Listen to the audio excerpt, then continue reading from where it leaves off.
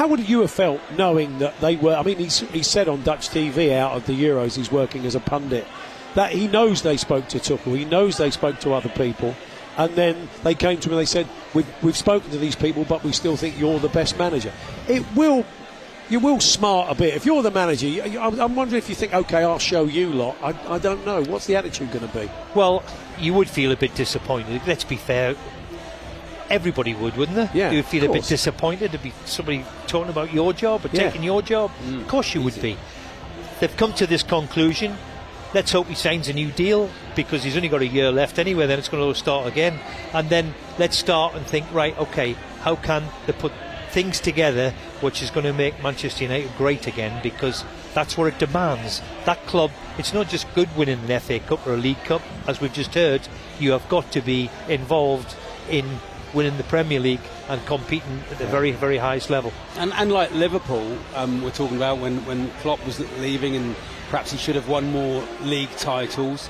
You know, Manchester United in the last 10 years are up against Manchester City, who are one of the greatest teams of all time.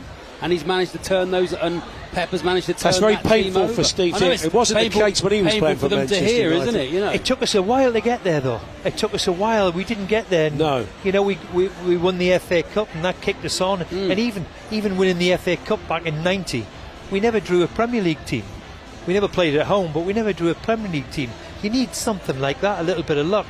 And then in Europe, you know, we went to play in the Cup Winners' Cup the year later, and that gave everybody a belief. We beat the mighty Barcelona, but before that we got Wrexham and Pechy Moncash, Montpellier, and we had even I think Legia Warsaw. We drew Legia Warsaw. They had just beat Juventus by a fluke. Who knows how that happened? But so we had a little break. You know, we win a semi-final 6-1 on aggregate against Legia Warsaw. No disrespect, but they're not really the giants of Europe. No. We had to beat the great Barcelona team in the final, but all along the way, and that just helped the trajectory. But everybody knows it's the Premier League, and I didn't think, you know, that Man U would have to be waiting some 10, 11 years. It's quite unbelievable, but I do believe it goes in cycles.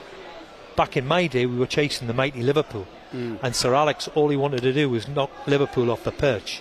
They were the ones that we had to beat. Now all of a sudden it's the noisy neighbours, who are a very, very good team. How do you get close to them is going to take some doing. I mean, Arne Slot's been saying that in his first press conference. We've got to make up ground on City and Arsenal. You know, that's where they've finished in the table. They have to push on from there. So Steve Bruce is with us. We're going to return to England, because Eric Ten Hag, as part of this punditry, had some interesting comments on Gareth Southgate's approach to management in passing. So we'll be discussing that with Steve.